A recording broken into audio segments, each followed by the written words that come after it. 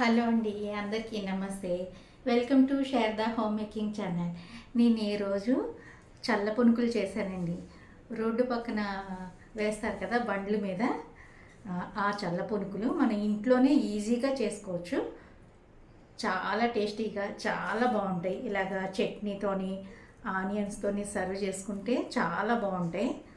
పిల్లలకి ఈవినింగ్ స్నాక్స్కి చాలా ఇష్టంగా తింటారు.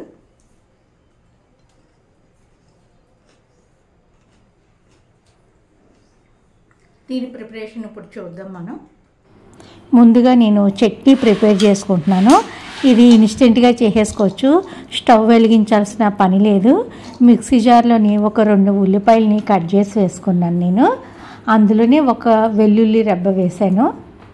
అలాగే దీంట్లో మనం కొద్దిగా కారం, సాల్ట్ వేసుకోవాలి. సాల్ట్ వేసాను నేను. కారం మీ టేస్ట్కి తగ్గట్టు వేసుకోండి. అలాగే కొద్దిగా చింతపండు, బెల్లం కూడా వేసుకోవాలి. ఇవన్నీ వేసి మిక్సీ పట్టుకోవాలి మనం. ఇది చాలా త్వరగా అయిపోతుంది, చాలా టేస్టీగా ఉంటుంది. నేను కారం వేసాను, మీకు కావాలంటే ఎండుమిర్చి కూడా వేసుకోవచ్చు.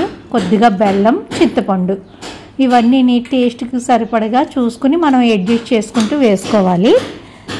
చాలా టేస్టీగా ఉంటుంది. ఇది దోశల్లో కూడా చాలా బాగుంటుంది ఈ చట్నీ. మా అమ్మ ఎక్కువగా ఈ చట్నీయే ప్రిపేర్ చేసేది దోశలకి అట్లకి. చాలా టేస్టీగా ఉంటుంది. ఒకసారి ట్రై చేసి చూడండి ఫ్రెండ్స్. చట్నీ రెడీ అయిపోయింది. దీన్ని ఒక బౌల్లోకి తీసుకుని నేను దోశ పిండి తీసుకున్నాను. మనం దోశల పిండి, ఇడ్లీ పిండి ఉంటుంది కదా ఇంట్లోని, ఈ దోశ పిండిలో మైదా పిండి కలుపుకోవాలి.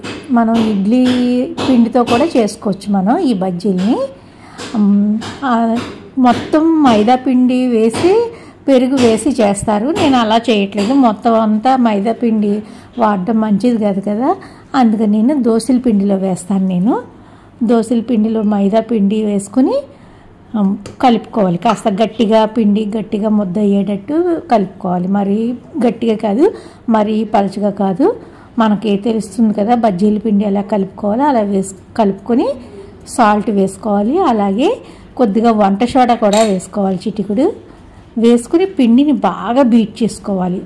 ఒకే డైరెక్షన్లో పిండిని బాగా బీట్ చేసుకుంటే మనకి బాగా వస్తాయి పునుగులు అనేవి. ఇలాగా పిండిని బాగా బీట్ చేసుకోవాలి.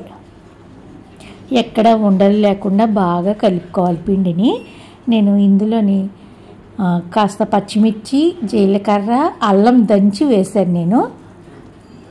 లేకపోతే కూడా మామూలుగా ప్లెయిన్గా కూడా వేసుకోవచ్చు. ఇది వేసుకుంటే కొంచెం టేస్ట్ బాగుంటుంది. వేసుకుని అంత పిండి అంతా కలుపుకొని ఇప్పుడు ఆయిల్లోని డీప్ ఫ్రై చేసుకోవాలి. వీటిని వేసే ముందు మంటని చిన్న మంట పెట్టుకోవాలి. వేసిన కొంచెం సేపటి తర్వాత హై ఫ్లేమ్ పెట్టి మనం గరిటె పెట్టి తిప్పుకోవాలి. వీటిని అన్నీ ఈవెన్గా బాగా కాలేటట్టు, అన్నీ వేగేటట్టు గరిటతో కదుపుకుంటూ వీటిని వేయించుకోవాలి. గోల్డెన్ బ్రౌన్ కలర్ వచ్చే వరకు వేయించుకోవాలి. ఇవి పిల్లలు చాలా ఇష్టంగా తింటారు. ఈవినింగ్ స్నాక్స్కి చాలా బాగుంటుంది. ఇవి చల్ల పునుకులు రెడీ అయిపోయినాయి. నేను ఒక ప్లేట్లోకి సర్వ్ చేసుకుంటున్నాను. ఇలాగ మనం ఆనియన్ చట్నీతోని, ఆనియన్స్తోని, మనకి ఇంకా కాస్త స్పైసీగా కావాలనుకుంటే దాని మీద కొంచెం నేను చాట్ మసాలా పొడి చల్లాను. అలాగే కారం కూడా చల్లుకోండి. కాస్త స్పైసీగా తినాలనుకునే వాళ్ళు ఇలాగా ట్రై చేయండి. చాలా బాగుంటాయి, చాలా టేస్టీగా ఉంటుంది. ఈ వీడియో కనుక మీకు నచ్చినట్లయితే లైక్ చేయండి, షేర్ చేయండి, సబ్స్క్రైబ్ చేసుకోండి, కామెంట్ చేయడం మాత్రం మర్చిపోకండి. మళ్ళీ మరొక వీడియోలో కలుద్దాం. అంతవరకు బాయ్ బాయ్ ఫ్రెండ్స్.